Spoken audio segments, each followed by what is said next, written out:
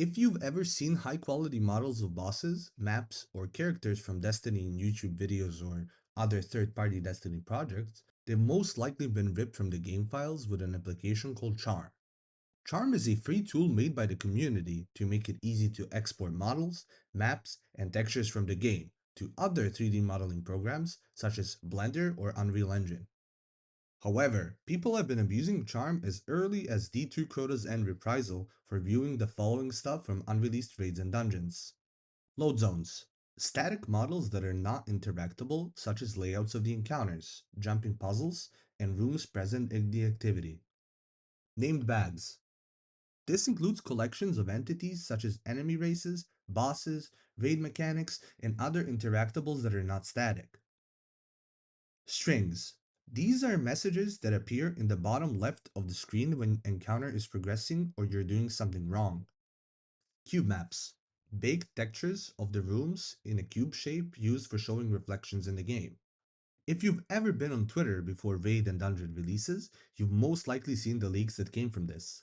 Bungie has gotten a lot of backlash in the past for leaving all of this out in the open, and the first instance of them fighting this back has been with Into the Light, just before Final Shape. Bungie has started encrypting the maps with this update. If I remember correctly, the first ones were the three new PvP maps, meaning that seeing load zones, strings, and music events wasn't possible anymore. However, seeing named bags has been possible, so there would still be some leaks from time to time.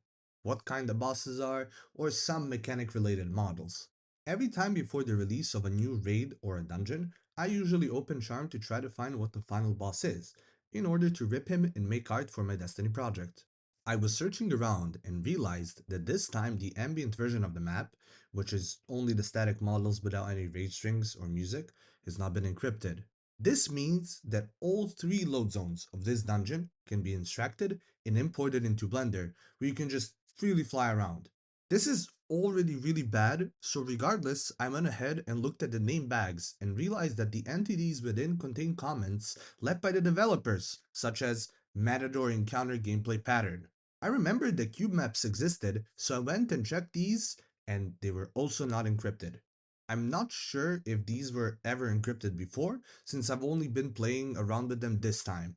I ripped all of these textures, and I've gone ahead and quickly made a web app in Next.js called Bungie cubemap Viewer, which I can use to view and easily drag and drop these rooms, adjust the FOV, brightness, and contrast.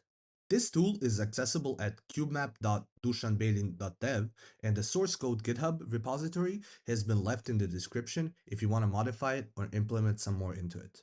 Now, since I have models and comments of entities in the dungeon, load zones, a cubemap viewer, and a trailer to go off, it wasn't hard to figure out what is related to which encounter. First zone is called Ruined Temple, and is where the first encounter takes place. The enemies present here are the new Cabal. We can see from the trailer that the bikes, codename Swoop Bike, and some towers, codename Wipeout Control Tower, are present in this area. Looking around the map, we can see that there's a main room as well as roads inside of caves that fully go around it, and that there are three towers connected via wires to an invisible entity, most likely an orange darkness wall or something similar. Not sure what it is, since cube maps don't really give us more information. There's also a room with four vials inside of this encounter, and another room that you probably get teleported to since it's not connected to anything. This might be related to secret stuff from the dungeon, since the files refer to this. My guess of the encounter might be to disable the orange walls, find the buff in the circular arena, and deposit it in that small area with four cups.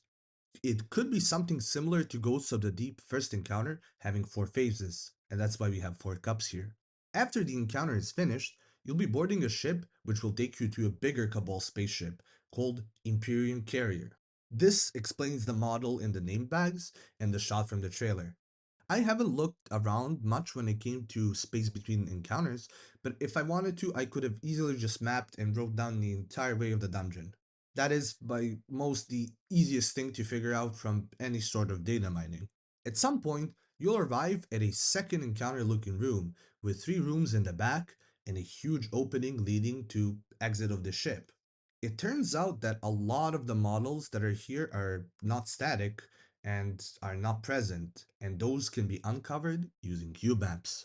For example, looking at some cubemaps reveals a model of a unique Cabal gladiator, which I do believe to be boss of the encounter, think Galron from Duality, as well as generators, codename Matador Destructible Generator, on the sides, and there seems to be nodes from Spire of the Watcher corresponding to each generator, and either having a light or dark glow this time around.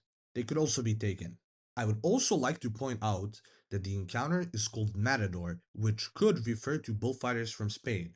My guess is that you have to bait the boss and make generators explode and break his immune shield. This might be a mega reach, but you never know. It's a close quarter fight, and the room seems really claustrophobic. From another cube map, we can see that the door opens and a small bridge connects to the chest and exit of the ship. After this fight, you'll encounter another jumping puzzle, which leads to a larger ship and is the last load zone named Malphus Contemptus.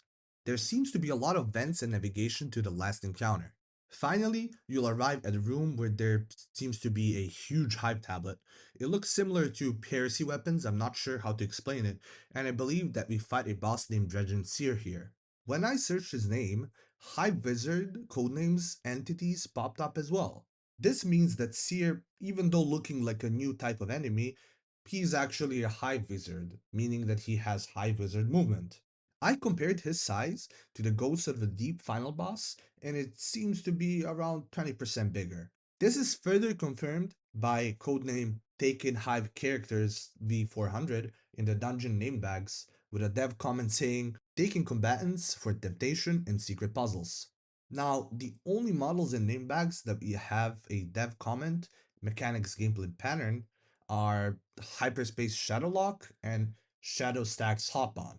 I do believe that you need to be standing on something to obtain Shadow Stacks and then dunk these on one of the four sides of the room. Looking back, Shadow Stacks could be the buff collected in the first encounter, just expanded on in the later encounters. There is also a codename Shadow Push Activity ability in the files, so this might be a relic that you trade for these stacks in order to cleanse the locks. There is also a room underneath this map. Looking at Q maps reveals that there are two versions of the same room, one appearing in the Taken realm, so the second room might be where you do damage to the boss. There are also these platforms all around the arena, and all of the bigger ones have cut off view from the main arena. That could mean that there is a mechanic where if you take too long in the sights of the boss, you might die, so you need to leave and hide. Something similar to the first boss in Vesper's Host. Once you nuke the boss, grab the chest, and you would orbit. Okay, so now is the day after the dungeon, and I gotta say that this had to have had an impact on the race. Leaks like this made it so much easier to figure out mechanics and piece everything together quickly in the matter of a pull or two. Before discussing this problem further, I want to emphasize that having mechanical leaks doesn't guarantee an instant victory, as execution is the most important in World First Racing. This is further evident because every team participating in the race had access to these leaks. This has been the case for years, as failing to data mine at all puts a team at a significant disadvantage compared to their competitors. So, how can Bungie prevent this from happening again and improve their racing experience in the future? First, I believe they should stop including development comments in the production version of the game. The hero encounters dev comments such as Matador Encounter or Matador Destructible Generator are a prime example of how severe the leaks are. Additionally, they should start properly encrypting both versions of map files, name bags, and even cubemap textures. This isn't the Charms app's fault, as even without it, someone could technically write a program capable of doing the same thing. Finally, I understand that this may be a controversial opinion, but I also believe that Bungie should take more action regarding scouts. For those unfamiliar, scouts are players who watch other streams to try to decipher the mechanics of future encounters if their team is falling behind. This is a necessity for every competing team, as failing to do so puts you at a disadvantage. This was the primary reason behind the black screen streams issue, which Bungie has already addressed. While I agree that these improvements have enhanced the viewing experience of the race, they have also made scouting even more mandatory. I would love to hear your thoughts on this in the comments. Despite playing less frequently, Day 1 racing in Destiny 2 raids and dungeons has been the most enjoyable gaming experience I've ever had. There truly isn't anything comparable to this, and that's why I want Bungie to ensure that these releases are exceptional in the future, and I'm sure that you agree with me. That's all, thank you for watching, and I'll see you in the next one.